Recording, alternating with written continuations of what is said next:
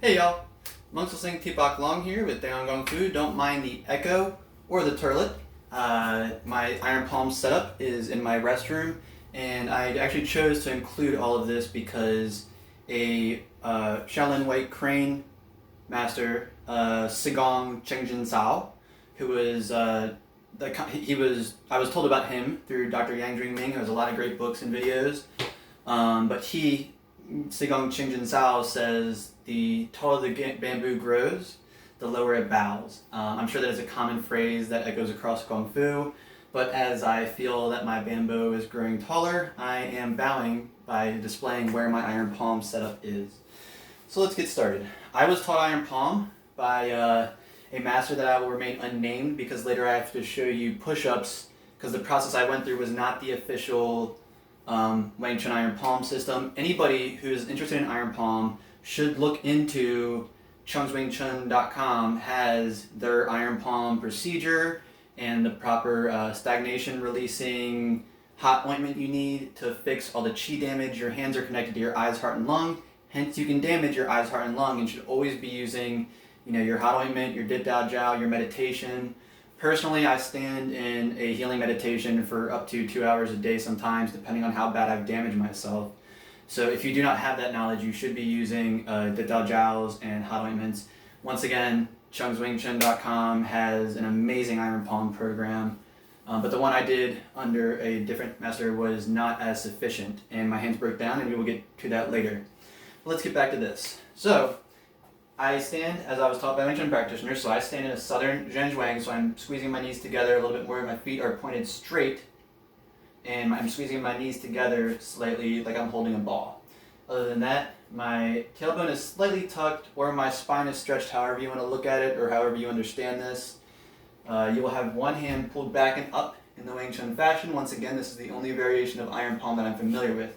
My iron sand palm is actually iron sand palm. In my variation, personally, I instruct people to go from rice to sand to gravel. You can start with whatever you want, but I'm telling you, if you start with gravel, you're going to break your hand, and you're also going to cause yourself internal damage. I've been said it, so if you do gravel palm and you break your hand or damage your organs, don't blame me because I told you to start with rice.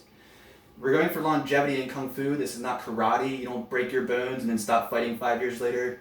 So take your time, I've been doing iron palm for almost 10 years, and this is filled with rice. I do have a sandbag, I do have a gravel bag, but I like to go through the procedure. You get more than just hard hands from iron palm.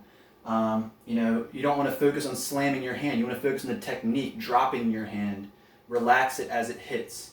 The vibration builds up all kinds of goodness inside your arms and your body. So, you really want to focus on the blood pressure lesson of dropping, of raising, and then dropping the blood pressure. Letting the vibration go through your arm, which you have to be relaxed for. At the same time, it's a very advanced reverse breathing Qigong technique because you're going to fill up into your reverse breathing and do what I call pulse breathing. So I'm going to face you while I do this before I demo it. So when you're here, you're going to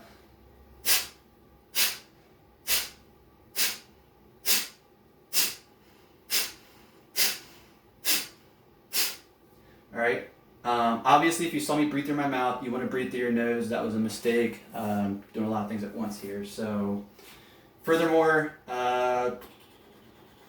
watch your hand. Once again, this is a very multifaceted technique. You do eye training. Even if you're only doing 5 minutes, you will feel the strain on your eye muscles. Obviously, depending on what style you're doing, your goal may be to get to a half hour to an hour and a half per hand, depending what day you're on and how you're doing it. So once again, just really focus on all these techniques, man. There's so much good stuff in here. The pulse breathing, reverse breath, building up your lung capacity and your chi levels, staying in the stance for a long period of time, building up the inner meridians of your legs for close range combat, the blood pressure lesson of being able to build and raise and drop blood pressure in a second.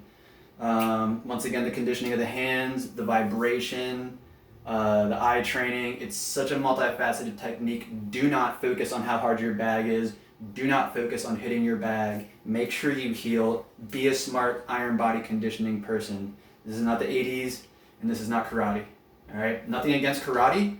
There are some very hardened practitioners in karate that, I necessarily wouldn't want to bump into on a bad day.